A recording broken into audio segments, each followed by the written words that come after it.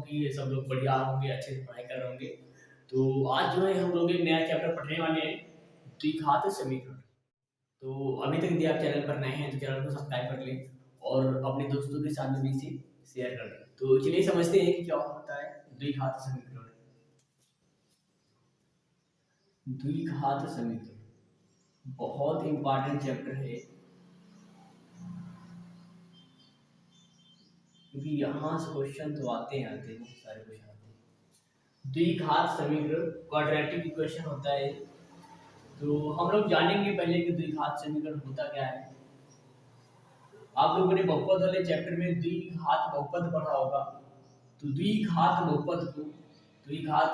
बहुपद को अगर हम 0 के बराबर लिख देंगे तब हमें द्विघात समीकरण प्राप्त होगा। द्विघात बहुपद को 0 के बराबर लिखने पर द्विघात समीकरण प्राप्त होता है।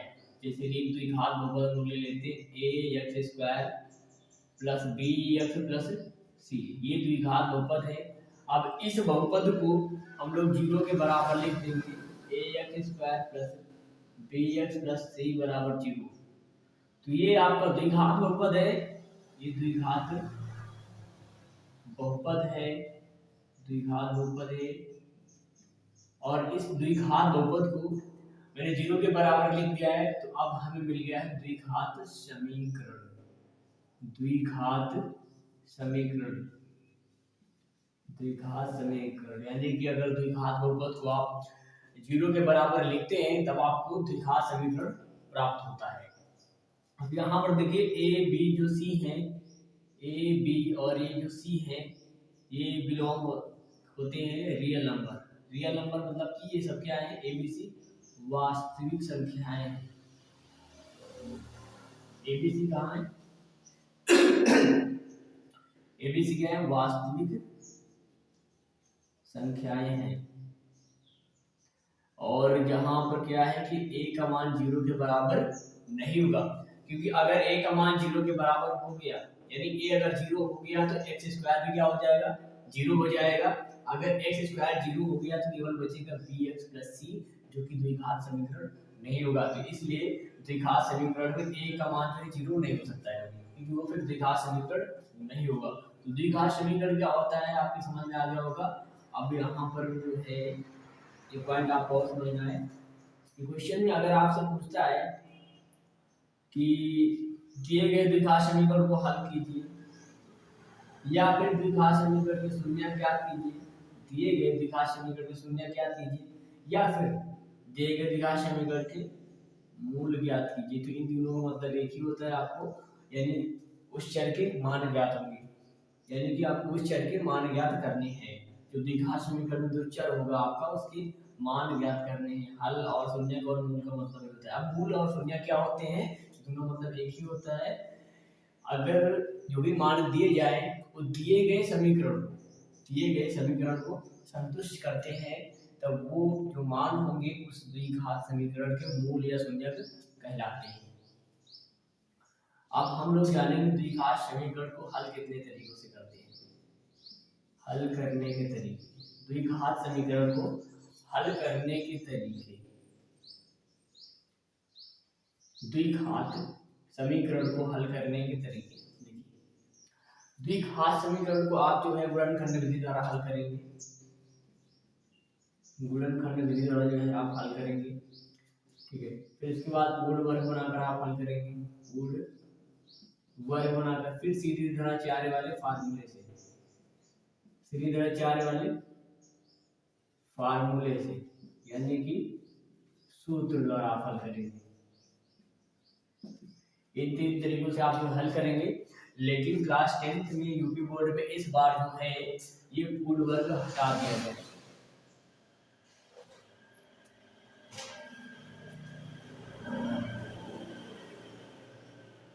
यानी कि आपको पूर्ण वर्ग द्वारा जो है द्विघात समीकरण को नहीं हल करना, ये हट गया। बचे आपको 2 तरीके, दोनों बहुत ही सरल तरीके हैं, इनमें से किसी एक तरीके से आप दिए गए द्विघात समीकरण को हल कर लेंगे।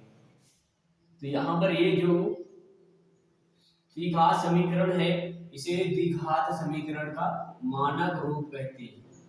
ये क्या है, द्विघात समीकरण का मानक रूप, यानी कि आपको जो भी समीकरण हल करना होगा सबसे पहले आप उस समीकरण को इस मानक रूप में लिख लेंगे। जैसे एक समीकरण है 3x प्लस का 5x² माइनस 2 बराबर 0।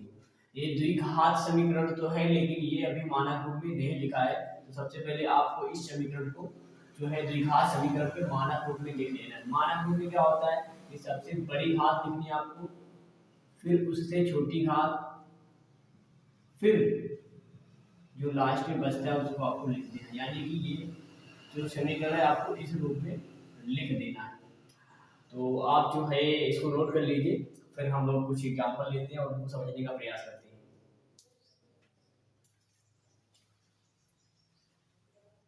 तो अब हम लोग जो है कुछ एग्जाम्पल सॉल्व करेंगे।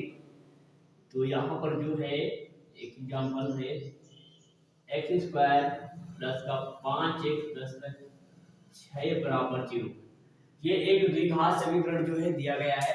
अब आपको इसको हल करना है, द्विघात समीकरण को हल करना है।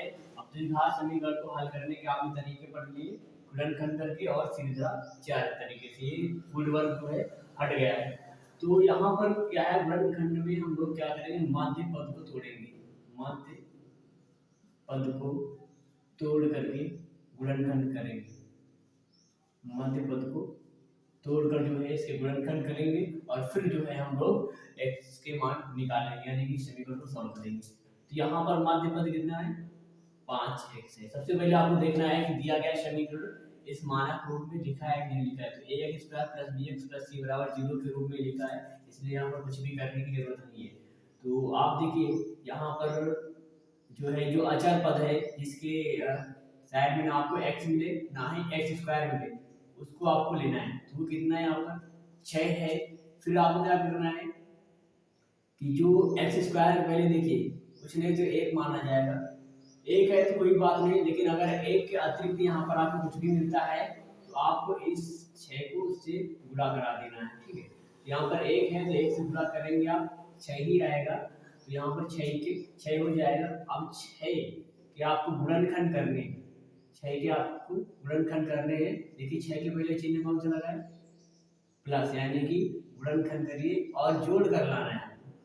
इसके पहले का आपको चिन्ह देखना है, अगर यहाँ पर माइनस है समझ लीजिए घटा के लाना है, अगर इसके पहले प्लस है समझ लीजिए जोड़ के लाना है। तो 6 के 6 के गुणनखंड करने जोड़ कर लाना है आपको 5x। तो 3 गुणे 2, 3 को 2 से गुणा करेंगे 6 आएगा और जोड़ेंगे कितना आ जाएगा 5। तो ये हो गया मध्य पद को तोड़कर गुणनखंड x²। अब यहाँ पर ब्रैकेट में आप देखिए 3 प्लस का 2 और साइड में x प्लस का 6 और बराबर में 0। अब यहाँ पर x², 3 का x से गुणा 3x हो जाएगा, फिर 2 का x से गुणा 2x हो जाएगा और 1 प्लस 6 बराबर 0।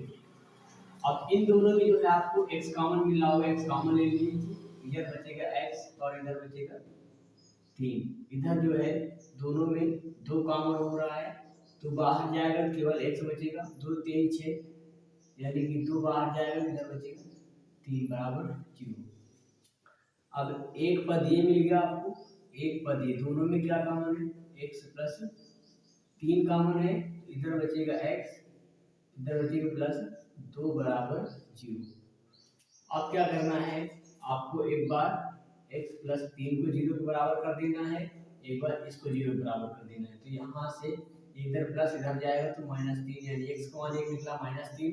जब आप x प्लस 2 बराबर 0 करेंगे तो x का मान इधर प्लस में इधर जाएगा तो -2, यानी एक x का मान जो है -3 आया और x का मान -2 आया। तो इस तरह से आप जो मध्य पद को तोड़कर गुणनखंड कर लेंगे, यानी कि समीकरण को हल कर लेंगे। तो चलिए एग्जांपल और लेते हैं। x² plus 9x plus 18 equal 0, यानी कि x² प्लस 9x प्लस 18 बराबर 0 है। अब यहाँ पर देखिए तो ये मानक रूप में लिखा हुआ है, कोई दिक्कत नहीं है। यहाँ पर देखिए जो अचर पद है वो आपका 18 है। अब इस 18 को आपको x² की वैल्यू क्या है, 1 है, कोई दिक्कत नहीं बनेगा। 1 के अतिरिक्त अगर कुछ हो तो उससे आपको गुणा कराना अभी मैं बताता हूँ उस तरह का भी एग्जाम्पल। पहले आप इस तरीके से समझिए, जब एक्स स्क्वायर के पहले क्या हो, कुछ ना हो, यानी कि सिर्फ एक हो, तब आप इसको इस तरह की जो है समीकरण को कैसे सॉल्व करेंगे। तो 18 का आप एक से गुणा करेंगे 18 आएगा, यानी कि अब आपको जो है 18 के ऐसे गुणनखंड करने हैं कि 18 के पहले चिन्ह कौन सा प्लस, यानी कि आपको जोड़ के कितना लाना है 9x, तो 6 गुणे 3 कर लीजिए आप। और दूसरा गुणनखंड इसका 9 गुणे 2 भी तो हो रहा है, ठीक है। तो 9 2 को जोड़ेंगे तो आपको 11 मिलेंगे, लेकिन 6 3 का गुणा करेंगे 18 भी आ रहा है, 6 3 को जोड़ेंगे पर जो है 9 आ रहा है। तो यहाँ पर एक्स स्क्वायर प्लस ब्रैकेट में आप लिखेंगे 6 प्लस का 3 इंटू एक्स प्लस का 18 बराबर 0। अब यहाँ पर एक्स स्क्वायर है, अब 6 का एक्स से गुणा करेंगे तो 6x हो जाएगा, 3 का एक्स से गुणा 3x हो जाएगा, प्लस 18 बराबर 0। इन दोनों में आपको जो x कॉमन हो रहा होगा, x कॉमन ले लीजिए, बचेगा x प्लस का 6। इन दोनों में 3 कॉमन हो रहा है, 3 कॉमन लीजिए, इधर बचेगा x, इधर बचेगा 6, 3 6 18 तो 6 बचेगा बराबर 0। अब एक पद ये मिला, एक पद ये, दोनों में से कॉमन क्या है x प्लस 6, इधर x प्लस 6 तो इधर बचेगा x और इधर बचेगा 3 बराबर 0। अब यहाँ पर एक बार आपको इसको 0 के बराबर कर लेना है, एक बार इसको 0 के बराबर कर लेना है। x प्लस 6 बराबर 0, तो x बराबर है, इधर प्लस के इधर जाएगा तो माइनस रहेंगे, x मान आपको मिला -6। तो एक बार इसको 0 के बराबर कर लीजिए, x प्लस 3 बराबर 0, तो x बराबर आएगा -3। तो इस तरह से जो है आप द्विघात समीकरण को हल करेंगे। अब हम लोग जो है एक एग्जांपल और लेते हैं, जब एक्स स्क्वायर के पहले एक अतिरिक्त आपको कुछ मिलता है, तब आप उस तरह के समीकरण को कैसे हल करेंगे। जितना नोट कर लीजिए आप, फिर हम लोग आगे बढ़ते हैं। तो ये नोट हो गया होगा।